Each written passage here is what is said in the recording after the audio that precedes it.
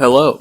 I recently got perfect on every level on Rhythm Tengoku. Well, I guess it was Rhythm Heaven Silver since it's the only way to play it in English, but I digress. I really wanted Remix 5 to be my final perfect, and as it turned out, it fell just into place to make that happen. That did get me thinking about my opinions about the level, so I decided to rank them all. First thing, this is just my opinion, so if you disagree, be happy you don't have tastes as bad as mine, and laugh at my takes. And if you do agree, you have someone who feels the same way, for better or for worse. So let's start at last place at number 48.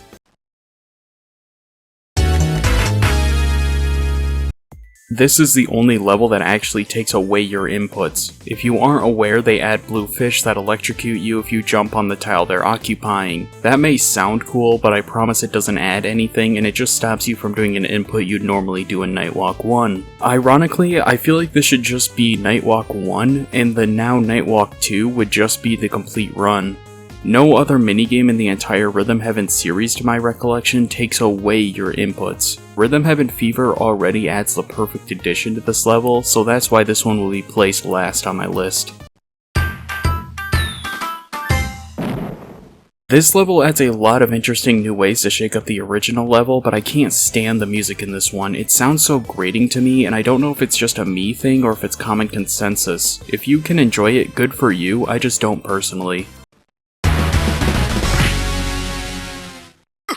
This is just Karate Man 1, but it slows down and speeds up at random intervals. You know what level does this with 100 times greater effect? Sneaky Spirits. They could have just done a hit 4 and it would have been better than this gimmick. You'll never see this gimmick done in a future Rhythm Heaven level because that's how bad it was. Now, this level is actually good, but it messes up the perfect flow of the original level. The original level has all of its inputs being in rhythm to the music as it should be. This one just has some that are not even related to the rhythm, and it throws me off because it feels like I'm playing a game and listening to music rather than playing a game about music. Interesting gimmick, I guess. However, it doesn't require you to replicate the rhythm at all, instead only requiring you to get the number of presses correct. You can just look the answer up and not rely on the rhythm at all if you're that lazy. This is the very first remix and it is boring. Long strings of just doing one repetitive action over and over again, and it doesn't even have enough good variety in its levels to make it worthwhile. The music isn't even that good to make up for it. This level doesn't have a polyrhythm in it despite being named Polyrhythm. This is the second most boring remix to me in this game. It's a slow, monotonous loop with little of the variety a remix should have. The rhythm tweezer parts are cool because they get rid of the visual aid, but other than that, there's nothing interesting about this level besides some visual flair that just hides the fact the level is boring and slow. Talk about not living up to any potential. Its music is okay, but the gameplay is so boring and only goes as far as pressing the A button 6 times in a row. I wish I could say more, but this level is nothing, and they clearly didn't care, as it's never been brought back or given a second level.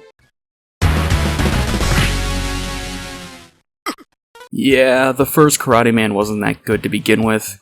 It's a vocal track, surprisingly, which is a bold move for your first level, but it's really just a tutorial level that doesn't live up to the potential of the Karate Man displayed in future games. It only goes this high because of his reputation, and the fact having a vocal track as your first level is a very bold choice. This level isn't ranked this low for its music or gameplay being lackluster. In fact, it's actually quite good. Instead, it's here because I am awful at these two levels. I can't tell when exactly I'm supposed to hit the ball because it's in this 3D style that is hard to tell the depth perception of. Its gameplay is rather fun though when you're winning and not failing a perfect. Basically Toss Boys 1, but even better with more difficult inputs and using more of the techniques shown off with greater creativity. I still have the same skill issue with this level though, so it gets ranked down here. It's a fine level, I guess, but when I started to make cuts, this level really stuck out as uninspiring and not very difficult. Once you get it down, you will probably never fail this level again, as the visual cue is really obvious. This is another level that unfortunately got the cut when I was ranking them. I like the music, but its gameplay isn't good enough to justify it going higher over other levels. It only has two gameplay options, you either run or you stop, and the level doesn't make it interesting enough to justify it going higher on the list. Same story as the last two. All three of these levels are at the same level for me. This one offers some fun ideas, but it doesn't really get truly fleshed out until its second version. This level has one polyrhythm. I just said that they do it 100 times better, not that they're good levels. Basically, you count to 8, and on 8 you shoot an arrow at a ghost. There are some ghosts that go slow, some that go fast, and some that hide. Sneaky Spirits 2 even adds one that goes 2 spaces instead of 1, so you have to count to 4 instead of 8. However, the levels themselves are too simple for their own good, and their music isn't all that great.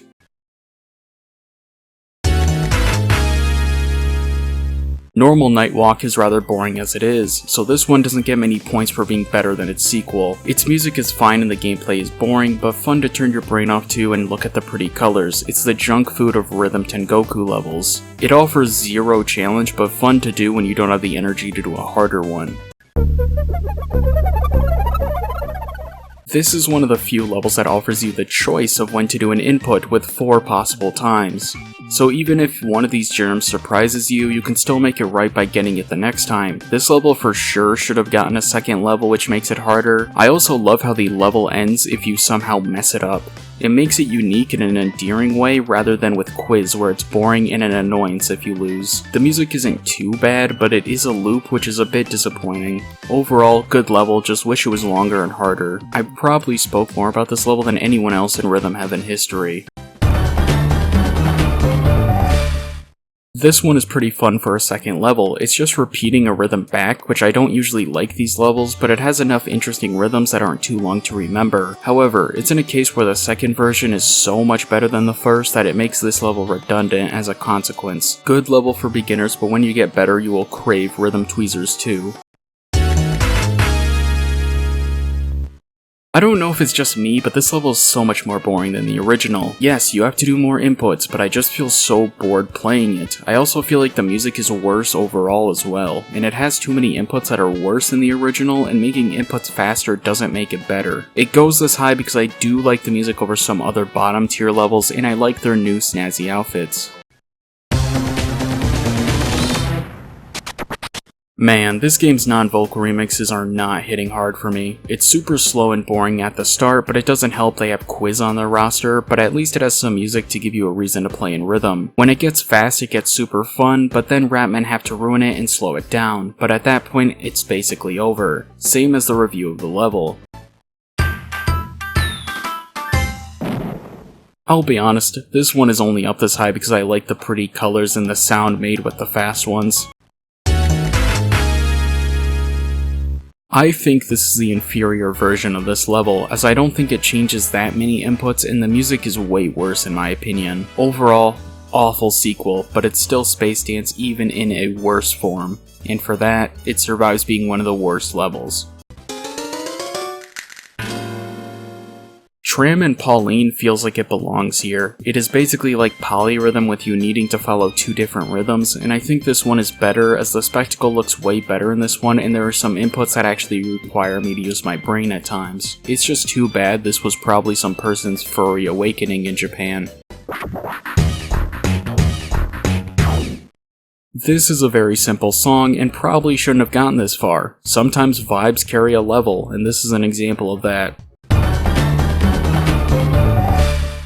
This is Rhythm Tweezers at its best. It ups the ante and makes the rhythms you have to repeat harder, and there's even one that requires using both the A button and the D-pad in quick succession, as just pressing one is too slow. That's all I've got to say about this one, just a really good sequel.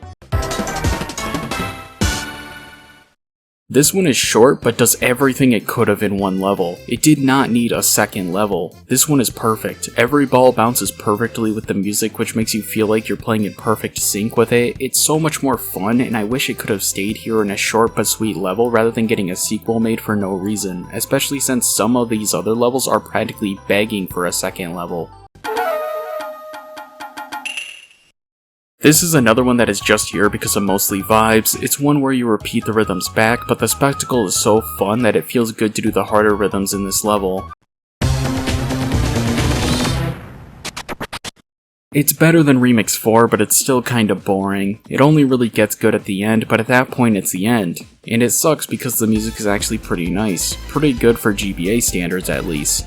I promise you, if I ever make a mega mix of all the Rhythm Heaven levels ranked, 90% of these levels are gonna lose before a DS level.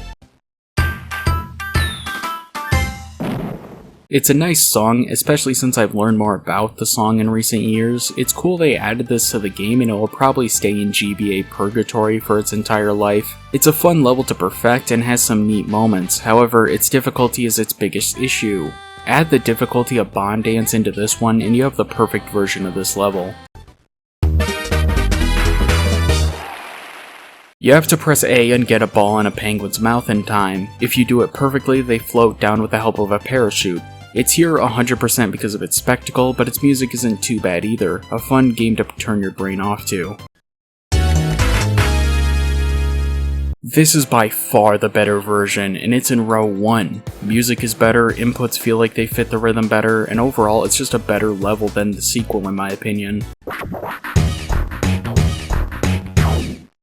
This level does everything that was left for Rap Men to do, makes the music more snazzy, makes inputs a tad more challenging, and acts as a nice second version of the level. This is a level I don't regret getting a sequel at all.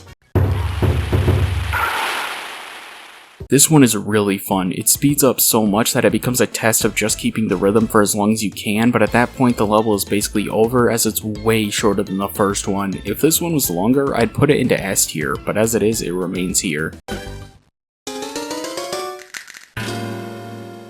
From this point on, all of these levels are some of my favorites and would probably change the most in placement if you asked me a few months down the road. Now this may be a hot take, but I love this one. It's got great music and simple enough inputs to make it accessible, while making it moderately challenging enough to be enjoyable. I have more to say about its sequel though, so I'll end this here.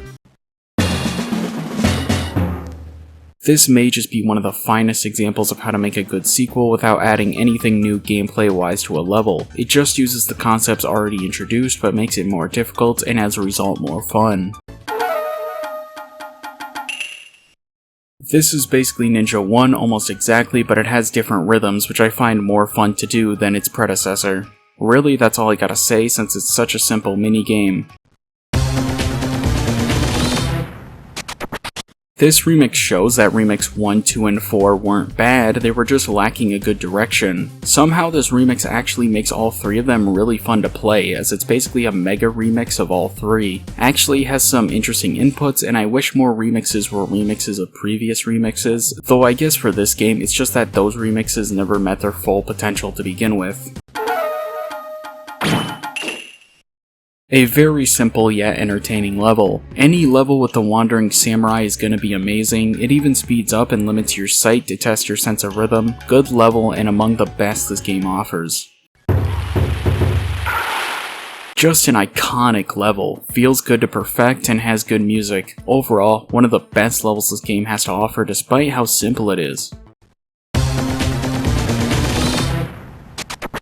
This is the first final remix in the entire series where it combines every level into one remix, and this one definitely deserves to be this high. Easily one of the levels I feel like you've watched if you've seen anything on Rhythm Tengoku. It even begins and ends on another peak level coming next.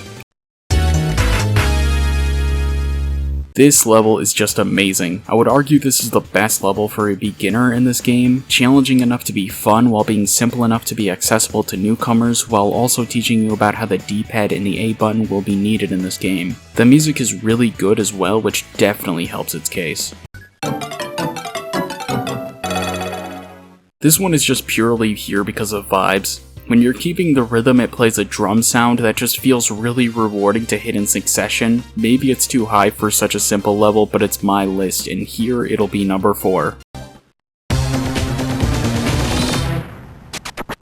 Such a fun vocal track that includes some really good levels in it like Bunny Hop and Space Dance. That's honestly all I have to say about Remix 3, it's just really good and deserves the bronze medal.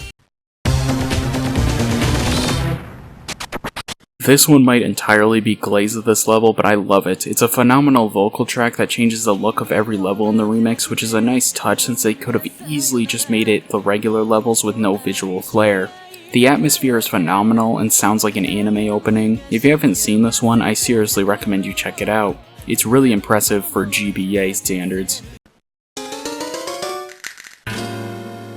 And finally, the gold medalist of this game goes to Tap Trial 2. This level feels so grandiose that it feels like a final boss level. It just improves on everything the original level does, and I love it for that reason. It adds nothing gameplay wise, but improves on the existing level already there. One of the best of all time, and could even put up a fight against some of the best levels in the entire series, which is going to be a huge accomplishment if I ever decide to rank every single level in one video. And that's the ranking. The final list will be up here, and I hope you enjoyed my ranking even if you disagree. I'd love to hear your thoughts, and one day I'll come back with the DS level rankings. Until then, thank you for watching, and have the day you deserve.